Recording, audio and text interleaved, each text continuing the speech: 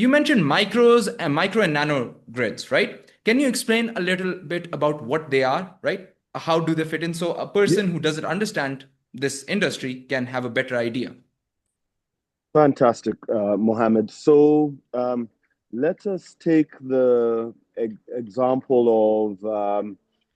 of a remote village that is hundreds of miles from um, any mainstream infrastructure. So um, roads, power lines, and etc. They are isolated.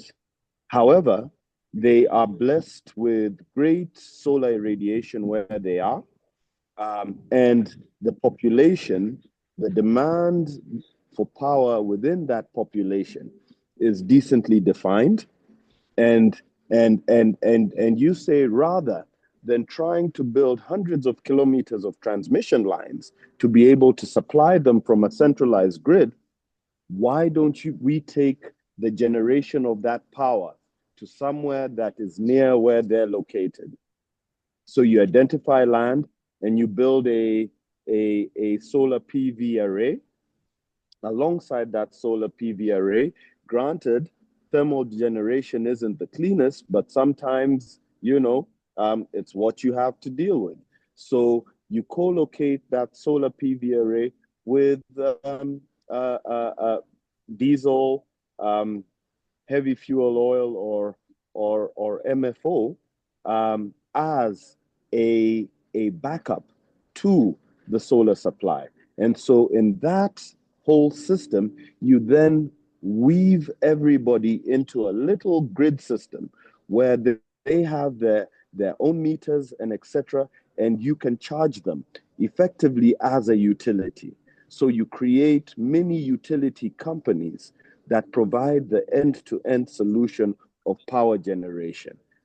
And this is And so microgridding that we're talking about right now. yes, this is it's nano and microgridding. The two are just a function of of of of uh, of scale as to what defines a nano grid Or over a microgrid, with the micro being larger than the nano.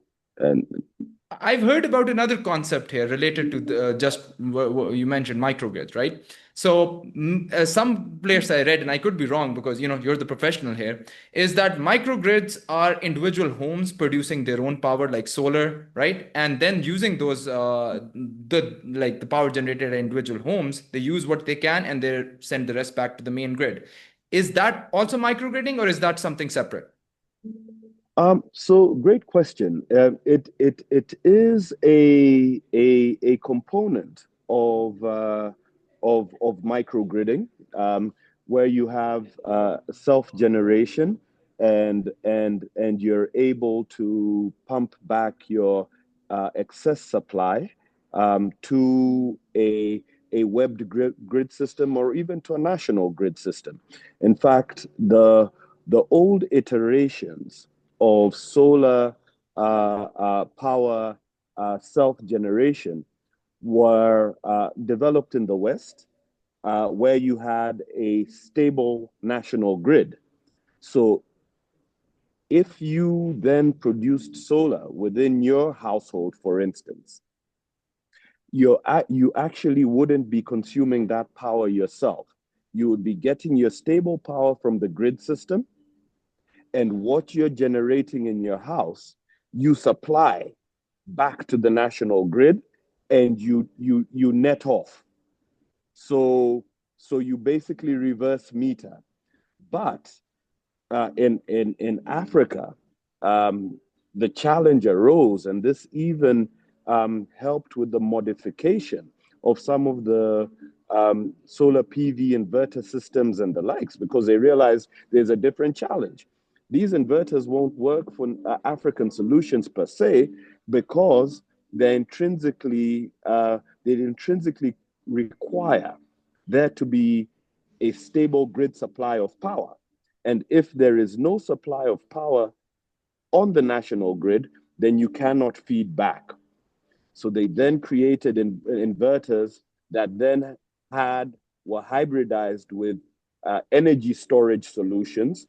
So now not only are you generating the power, when you're generating excess, then you are charging up your battery banks that then enable you to provide yourself with the energy you need when you're not generating it, be it with a small solar power PV array or with a small home-based